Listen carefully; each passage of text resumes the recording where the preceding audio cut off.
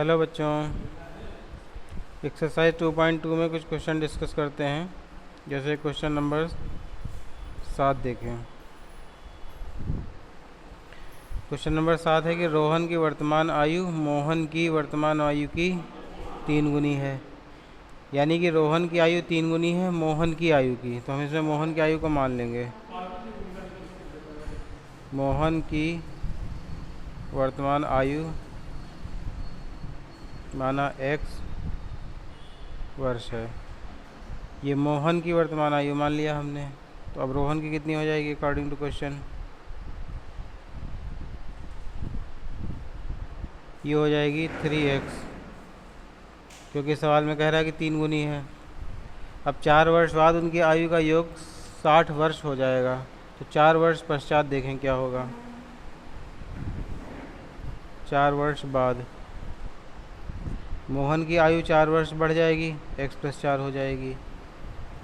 रोहन की भी आयु 4 वर्ष बढ़ेगी, फिर x+4 हो जाएगी। यानी ये दोनों जो आयु हैं ये 4 वर्ष बाद की उनकी आयु दिखाई गई हैं। फिर कह रहा उनका योग 60 हो जाएगा। तो अकॉर्डिंग टू क्वेश्चन योग बराबर 60 दिवेन है, और योग 60 होने का मतलब इन दोनों को जोड़ेंगे, x+4 + 3x+4 बराबर 60। ये एक समीकरण बन गया। जैसे हम लोग क्वेश्चन 2.1 में क्वेश्चन सॉल्व करते थे उसी प्रकार से इसको सॉल्व कर दें। अब ये कैसे सॉल्व होगा देखें ज़रा।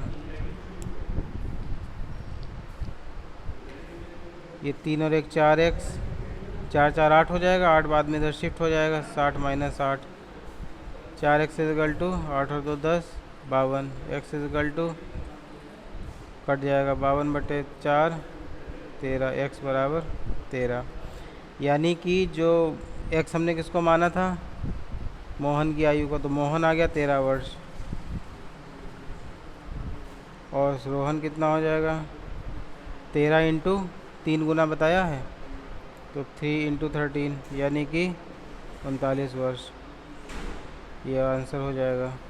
तो ये एक आयु वाला सवाल इस तरीके से लग जाएगा। अब इसी तरह क्वेश्चन और देख लेते हैं। इसमें क्वेश्चन नंबर 13 दिया गया है।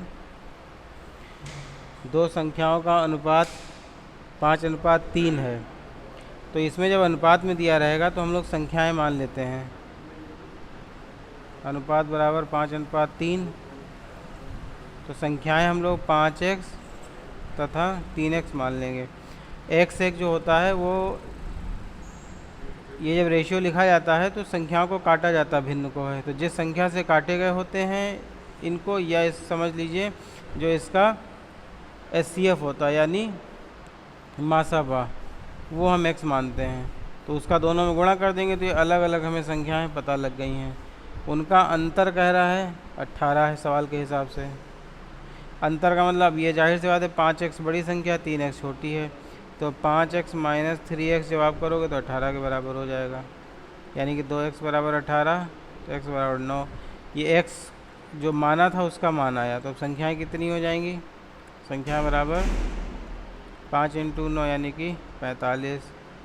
और दूसरी संख्या ये फर्स्ट हो जाएगी, सेकंड संख्या ये हो जाएगा 3 × 9 = 27। ये संख्या हो जाएंगी।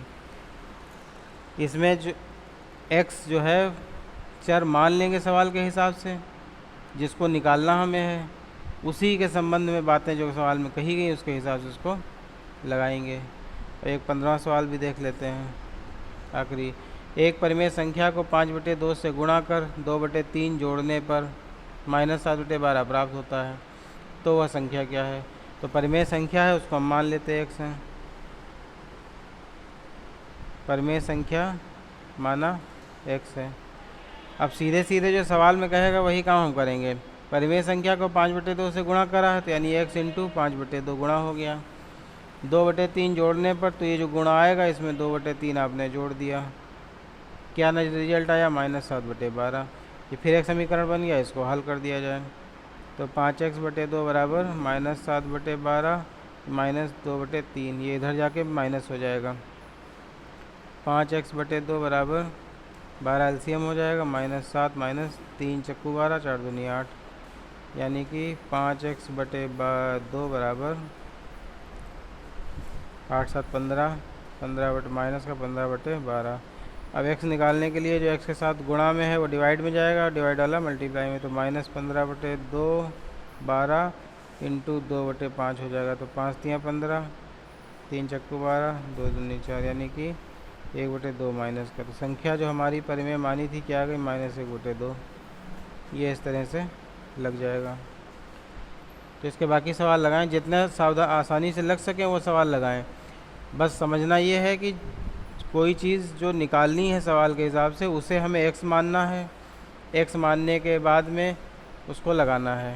तो मैंने पहले होमवर्क आपको दे दिया था, पूरा एक्सप्लेन नहीं किया था, तो इस वीडियो में मैंने 2 क्वेश्चन एक्सप्लेन किए हैं इसका आधार ले करके, और बाकी जो उदाहरण भी सॉल्व किए गए हैं, 4 5 6 उदाहरण तक दिए गए हैं, उन उदाहरणों की मदद से वार्षिक प्रश्न यानी जो प्रॉब्लम सॉल्विंग क्वेश्चंस हैं इनको आप सॉल्व करिए। अभी नेक्स्ट टर्न पे 2.3 स्टार्ट करेंगे।